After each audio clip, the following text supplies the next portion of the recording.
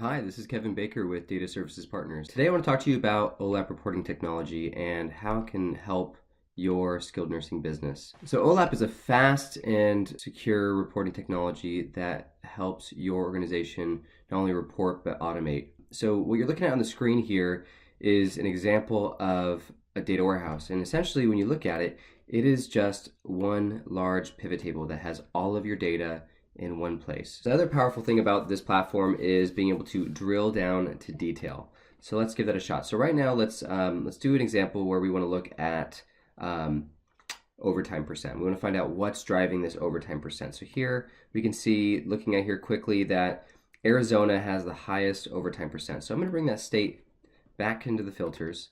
We're going to filter then on Arizona specifically. And so now we have our OT percent here.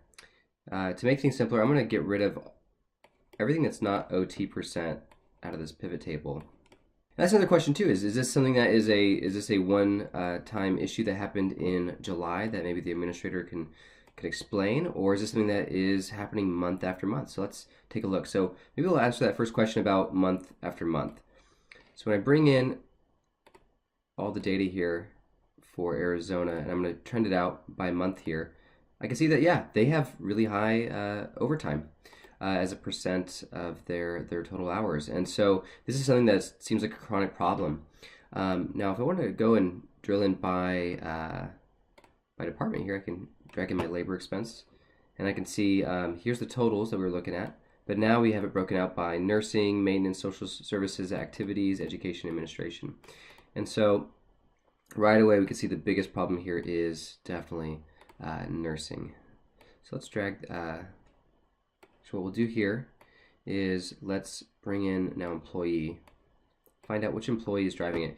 Now again, I'm showing you data in a mock environment, so this isn't real data, but you still get the idea that we can come down to nursing now and we can find out who is driving this OT percent. And so here's someone who seems to be quite high across the board.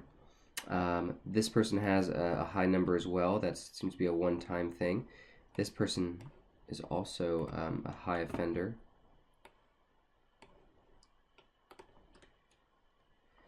So again, you get the idea that we can take a high-level number like OT percent, and in a data model using this OLAP technology, we can drill in and find out really what the driver here is for the issue, and find out what action you need to take to resolve it, whether it's talking to the employee directly or the department head in this case.